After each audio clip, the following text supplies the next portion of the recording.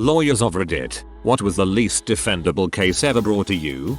I had a client who won just shy of a 7-figure settlement in a personal injury case. She then dropped into my office to ask me to file a fee dispute against the attorney who represented her in the personal injury action. That attorney took a little over $260,000 on this case. If you're doing the math at home, this guy took a 27% fee on the type of case where 40% fees are common. Did a freaking fantastic job because the woman got nearly $1 million. And then she turned around and tried to sue him to recover any of his fees. I rejected the case out of hand and then got an ethics complaint for discriminating against her. Sounds like she would have sued you for your fees if you had taken the case.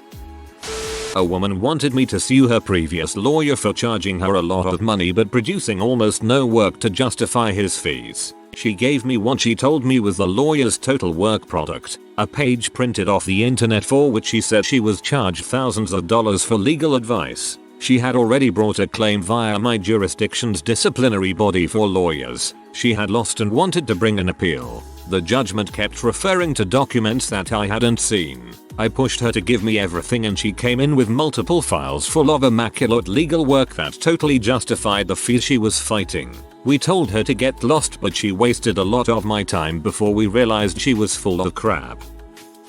A friend of mine was in a case where a guy was accused for graffiti vandalism, among other things, and the conversation with the judge went like this. Judge, sir, did you make this graffiti? Defendant, no, I did not. J, but it has your signature at the end. D, yes, an artist has to sign his work. Case closed. Worked in-house for a famous character company with a large fan base. A few crazies a year call in. A guy called in claiming that we stole characters that he created and demanded to be compensated. I calmly asked them to provide more details so I can determine whether this has any merit to it. He states he designed the characters himself and gave it to the well-known actual creator when he was a kid, and the creator pawned them off as his own. I asked him when he was born, and it's a good 20 years after these characters were actually created. I ask him to explain this, and he pivots and says he also created some other well-known famous characters and brands. Characters and brands that are not owned by my company. I kindly ask that if he wants to pursue anything to send us something in writing and hang up. I figured if he wasn't going to do some really basic research on his own claim, he wasn't going to spend any time to write it up. Never heard from him again. This sounds like a guy I know that tried to claim that he created Toothless as a character 2 years after the first HTTYD movie came out. He also tried to tell me that he was an alien. I'm talking he 100% believed that himself and went on and on about how he was waiting for them to take him home. My dad had a client who was on trial for being a felon in possession of firearms, possession of stolen property, burglary, and distribution of narcotics. Guy had multiple pictures of himself on Facebook holding guns, drugs, and cash, and had videos of himself both breaking into someone's house and stealing a gun as well as selling crack on several occasions. Despite my dad basically telling the genius he was going to prison either way and to plead out for a reduced sentence, dude still pleaded not guilty. We still occasionally joke that the guy clearly wasn't competent to stand trial by virtue of being so dumb. I don't understand people's fascination for posting their crimes on Facebook. Morons. Not my client, but my dad, and the hospital he worked at, was sued by a gentleman after he saved his wife's life. Details. Patient is pregnant with 8th child and miscarries. The fetus is removed but the patient starts bleeding uncontrollably. The only option available is a hysterectomy. It was either that, or she dies right there on the table. My dad gets called in to do the surgery, performs it successfully. Hooray. The patient's husband is quite devout and beyond that his wife can't have any more kids. So he sued the hospital. No firm would represent him, and he ended up bringing proceedings himself. Went all the way to trial and he lost hard. Probably my client charged with statutory rape, multiple counts, who impregnated his high school sweetheart's daughter after having sex with said daughter from the ages of 13-15. He was 35 at the time of the birth. DNA in the form of a baby is strong evidence for the state.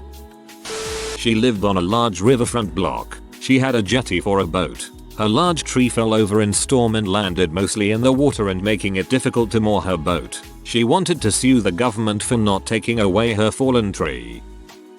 Not a lawyer. I was a jailer and used to pull double duty as a bailiff. A guy stole a pickup truck and was later captured passed out behind the wheel parked on a sidewalk surrounded by a ludicrous amount of drugs and guns. His legal defense: he elected to represent himself because he wasn't done being stupid. Double jeopardy. You can't charge me for theft, drugs, and felon in possession of a weapon because I've already been convicted all of those charges before. In short, during his jury trial he admitted to doing it but explained with a smug grin that since he had already done time for the same charges from another case before that he could not be prosecuted for them ever again. This is not how double jeopardy works, folks. He's in prison for 20 years now. If he'd taken legal counsel he could have easily cut a deal for 5. I represented a tree trimming company that went to the wrong address and cut down all the mature trees in that yard. The right address was 100 North XXXX Street, and the company went to 100 South XXXX Street and just went straight at it, hacking away. I still have no idea why the insurance company didn't just settle that one pursuit. Our legal advice is salivating. Not me, but my dad's lawyer. My dad's ex-wife decided that they weren't getting on with divorce proceedings fast enough and decided to make a move while my dad was at work and we were all at school. So she locked my little brother in my room, the only one they didn't touch, and called over 40 plus people to take whatever she thought was hers. So pretty much everything, including furniture, old music and pictures from before she was even around. I show up to the house to pick up my little brother and it's empty. I don't know what she thought was gonna happen when she possessed many things that were obviously my dad's, like pictures of just me and him, or the computer that he bought through his job at Dell. My dad sued her 3 times and won every time. She just got caught laundering money from the summer camp she worked at and my old Boy Scout troop that her son was now in. Frick her. Interestingly enough, my dad just remarried to a district attorney. Dad in his 60s hadn't been paying child support for decades and he owed more than $60K for 2 kids who were adults now. He was basically living at a farm in the middle of nowhere so no one could find him. He worked for cash so the money could not be garnished from anywhere. He then came into an inheritance, which was deposited in his bank account and promptly confiscated by family maintenance. He wanted it back. Yes, well, we all have wants, Simon.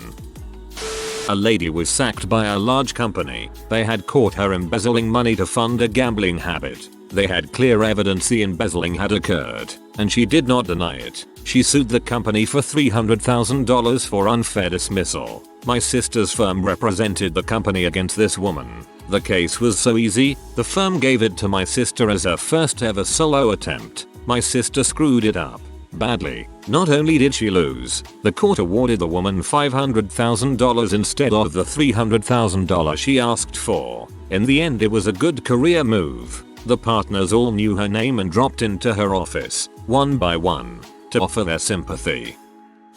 Worked in family law in California for like 2 years before deciding I'd hang myself if I didn't change career paths. In CA, the obligation to pay spousal support, alimony, ends when the recipient begins cohabitation with a new romantic partner. A guy who was positively getting fricked in half in his monthly payments came to the office and said he was aware of the rule about cohabitation and wanted me to argue his point in court. You see, his ex was a narcissist she was in love with and had begun cohabitation with herself. Her presence in her apartment should count the same as if there were a romantic partner there. He was bordering on begging me to take his money. I refused.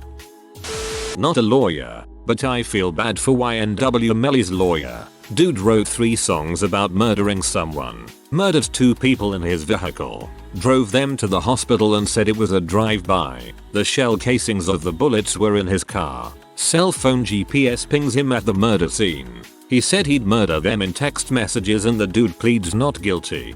I imagine that if you take a job like that you probably have to disconnect emotionally and just play the part, as if it were a speech and debate exercise. Then, after your client of course loses, you go cash your paycheck. A lady didn't pay her general contractor upwards of $20K after the job was finished because of a dozen or so minor complaints, like he was slow. Told her she should pay and we could help her with her complaints. else he will probably be successful getting a lien on her home. She didn't pay. He got a lien on her home, even offered to help her stash the funds in escrow pending their dispute, and would prevent a lien in the meantime. Nope. My best guess is that she didn't have the money and was attempting a tantrum to get out of it. This was my 1L internship, literally the first person to ever approach me in a legal capacity. Later that fall, she showed up to my school and was demanding my info from the front office, who handled it well, and I never saw her. She blames me for losing her home. I told you to pay or you'd lose your home. You didn't pay and lost your home. Surprise Pikachu face.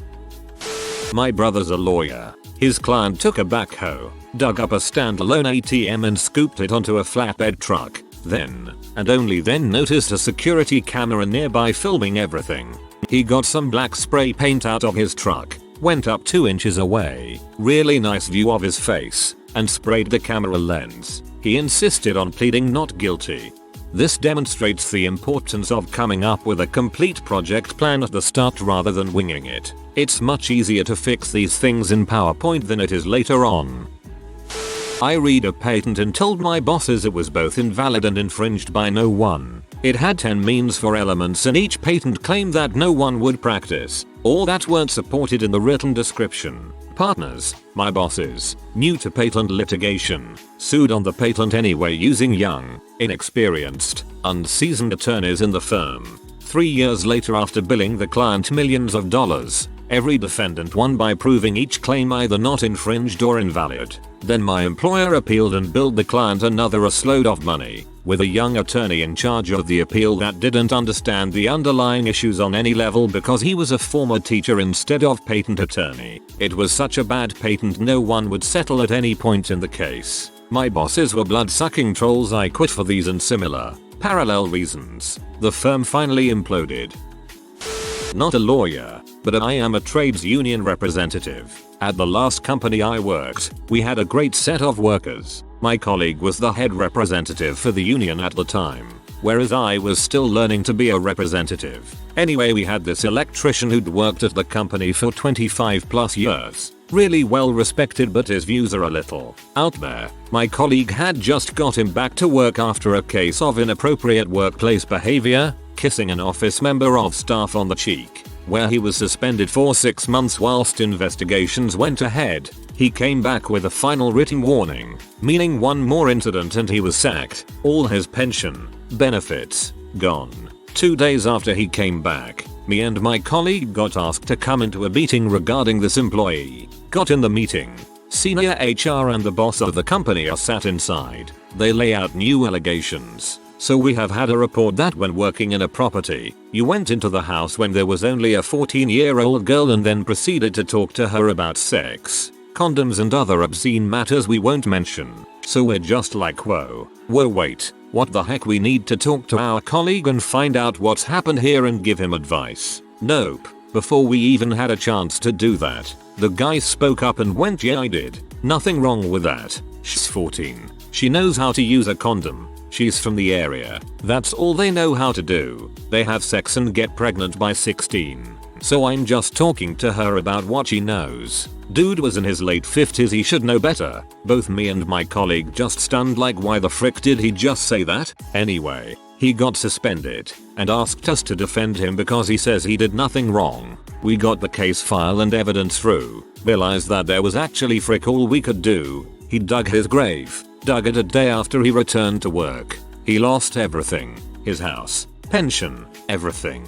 No one would employ him as he was deemed too risky to take on, knowing they could have a potential sex scandal should he do it again. I'm a paralegal. Local guy in his 20s decides to go rob his dealer. He got the wrong apartment. When the college girl opened the door, he shot her in the face and fled. She lay there for hours just out of reach of her cell phone and listened to it ring while her mom called. She lived. A neighbor found her. Now she's paralyzed from the neck down, and her face is very deformed. This is a small town. During the trial, the jury was shown just how strung out on drugs he was, and how he even bragged to a few friends that he shot someone. That's pretty dang hard to defend. He got 40-something years. The girl that drove him to and from the apartment was also given jail time. That poor freaking woman. I can't help but think about the fact that she has to live with knowing that her life has been completely destroyed because of something that she had nothing at all to do with. I would be bitter as all heck.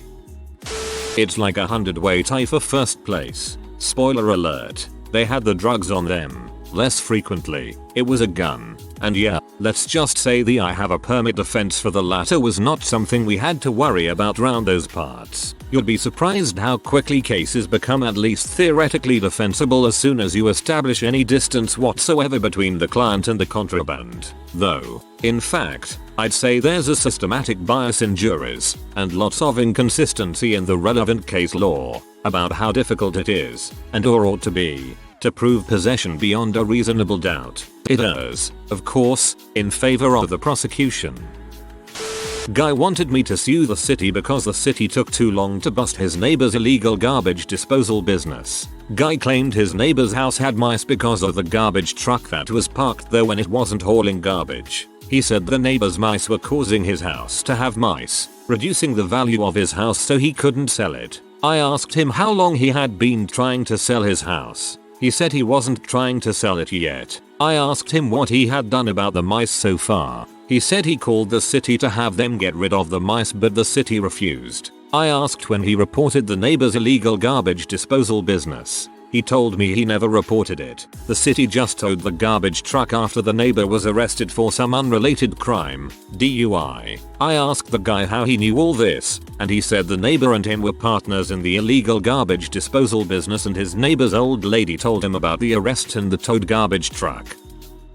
An independent mortgage broker from a small town on the East Coast. One day, he just up and left without notifying his clients. Fast forward a few months later and one of his former clients discovers significant mistakes in her residential mortgage paperwork that caused massive issues with the bank, costing thousands in legal fees to rectify. Naturally, she wants to recover damages. Only the broker can't be found. Office is boarded up for non-payment of rent. His house is up for sale, and nobody knows where he went. The only indication of his whereabouts was his Facebook profile. He was swimming with dolphins somewhere sunny with his teenage daughter, which infuriated the plaintiff. Fortunately, he paid his insurance up front and it hadn't expired, so he would be defended by us through the insurer. When I finally got in touch with him after 2 months, he explained that he'd lost all interest in the profession about a year ago. Since then he took on clients or helped existing ones, but with basically zero financial background checks and absolutely no regard for the structure or timing of the transaction.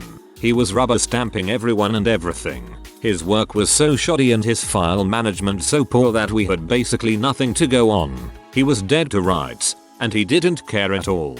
Then one day he declared bankruptcy, signed the house over to a trustee, and got a short-term visa to live in Australia where his daughter was studying. We settled that one quickly as he had no intention of returning for trial, and we'd probably never be paid. We once had a client skip bail and run. I looked him up on FB and he had posted a photo of the bond paperwork and a bunch of $20 bills. The post reads something like, "Man, frick the law and my bondsman. Can't nobody tell me crap.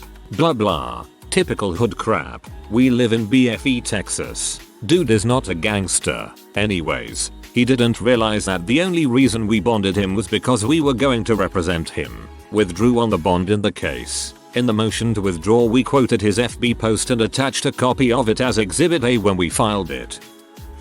Not a lawyer, but I was a witness to an assault a few years back. Had to get up in the box and be questioned. Terrifying. Anyway, it was on a night out, hanging around outside a club. A female friend of mine took exception to some dude grabbing her butt. Both start slinging insults at each other until the guy decides to sling his fist at her face instead. Right in the presence of 3 police officers, who witnessed the whole thing and arrested him immediately. The guy for some reason denied it all, despite being caught literally red-handed by the popo, and it had to be resolved in court. How would you even argue on his behalf? I have a relative who's a lawyer. She worked for a hospital on a wrongful life case that was pretty miserable. Plaintiff had given birth to a baby with very severe congenital deformities. Plaintiff sued every health professional she saw while pregnant, claiming that if they had told her about the deformities, she would have aborted. A quick look at medical records shows that the plaintiff never really pursued prenatal care. She went to her local emergency room very early in her pregnancy to get a pregnancy test, apparently common in impoverished communities, and she returned to that same ED a month later with abdominal pain. The ED doc did an ultrasound on her belly and determined the fetus was not in distress, but he did not do a thorough exam because he wanted to figure out where the belly pain was coming from, not do an organ scan like an OB would. But she sued that hospital. Then she was arrested for check fraud and saw a physician in jail, but she didn't tell that doc about her pregnancy, so he didn't do an ultrasound at all. But she sued whoever provides that healthcare, the jail, maybe. Just a sad case that the hospital won handily. The real loser is that poor kid . I represent condo and homeowners associations. One of my condo association clients wanted to evict some tenants because they were fat. I am not even joking. Now, the law does, in some cases, allow the association to evict non-owner tenants. This is very fact specific. However, I spent a long time trying to elicit from my client exactly what these tenants were doing that warranted eviction. Client: well, they are just disgusting people. They are fat. Penge 1028. Exasperated: you can't evict someone because they're fat. We did not end up filing suit. I got sued for $50,000 by a man who claimed his arm was broken when he sideswiped my car at 2 a.m. We both got a DUI, and he was also cited for going the wrong way on the freeway. My attorney determined that the guy had been to the doctor the day before the accident and had received treatments to his broken arm. He was charged with filing a false police report and some other charges. Ended up doing 90 days in county lockup. I paid my fine, did the required procedure to get my license back, and learned my lesson. Obligatory: not a lawyer, but my dad was. My dad was a patent and trademark attorney about 10 years ago and worked for a pharmaceutical company. The owner of the company adopted the slogan "Just do it," not knowing that the trademark belonged to Nike. When the owner found out that the trademark belonged to one of the biggest companies in the world, rather than change the slogan and avoid a lawsuit, he calls up Nike and expresses how funny he thinks it is that they have the same slogan. My dad got them to settle the case and the catchphrase was later changed. I had a guy want to sue a popular chain restaurant because he had a heart attack there. Couldn't say what the restaurant did wrong, but it was clearly their fault since it happened in their restaurant. No thanks. Luckily, I was on the other side of one of these ridiculous cases. I live in an area where liquor licenses are extremely valuable commodities. They can be transferred from one person to another, which is often easier than convincing a municipality to issue you a new one for your new bar restaurant. My client was opening up a new restaurant and found some wackadoo who had a liquor license that he was not using. I believe his bar previously folded. He agreed to sell his license to my client for about $250,000. The contract had a minor notice provision. Something like you have to send notice of whatever in 7 days. My client's former lawyer dropped the ball and sent it in 10 days. Now, the wackadoo received full payment but decided that because this minor notice provision was breached, he was entitled to keep both the license and the money. There is a doctrine of law called material breach of contract, which, in a nutshell, means you can only sue for breach of contract if the breach materially impacts your contract rights. For example, if my client had failed to pay for the license, that would be a material breach of contract. But getting a notice document 3 days late, when full payment had already been made, yes, it is a technical breach of the contract, but no court in the United States of America would deem that to be a material breach, and certainly no court will let the wackadoo keep the license and the money. So we sued the wackadoo, who represented himself. He fought okay for a pro se, but the judge of course ruled against him because his position was crazy. Wackadoo kept the money and my client got the license. I'm not a lawyer, but my mother was in a lawsuit against her roommate and the roommate lost horribly. My mother, the nice and kind woman that she was, heard a family member's mother was going to be homeless. She was a bit crazy, which later turns to really crazy, and wasn't allowed to be on the premises of her daughter's apartment complex for legal reasons. She takes her and gives her the spare room. My mother worked as a hospice worker and stayed 4 nights a week at her client's home. She told her new roommate, who had nothing but a verbal consent to stay in her home, so no legal paperwork, no bills under her name, nothing but whatever random mail was sent to the roommate, was told that she could stay, live there rent and bill free as long as she cared for the pets and house while my mom worked. This lady had changed locks, done hard drugs, boob raped the house, stole items. The list goes on, but I'll cut it here to save a read. Well, my mother tells her she needs to leave and gives her over a month's notice to vacate her property. She did not, and after dozens of 911 calls and a legal notice to vacate after several trips to the local sheriff's office for help. As the roommate had squatters' rights, we managed to get her out and move on to court, as she had assaulted several of us between telling her to leave and her leaving. She represents herself and my mother. Myself and my then girlfriend with my mother's lawyer arrive. The lady was offered first speaking and she tried to lay out this massive defense. I have a copy of the lease, as well as several other documents making it illegal to remove me from this home. As well, I want to file charges against them for B&E, as well as verbal assault. The judge looks to us and we give them our statements, as well as all the videos we had recorded of us entering and company fronting the woman on this issue, and she was the only one screaming, cursing, and so on. As well, my mother and I, along with the home's actual owner, provide the actual lease. I signed on as a co-signer, though I did not live in the house, and all of which failed to have the roommate's signature on it. The charges on us were dropped almost immediately. She was charged with squatting, forging of legal documents, slander, and a few others I can't recall offhand. We were granted restraining orders against her. As well, she had to pay all the fines of the court and spend just over a year in jail. Sorry for a long one, but I hope someone enjoyed reading this. If you are new to the channel, you can subscribe. I publish new videos every day. Until then, check another video.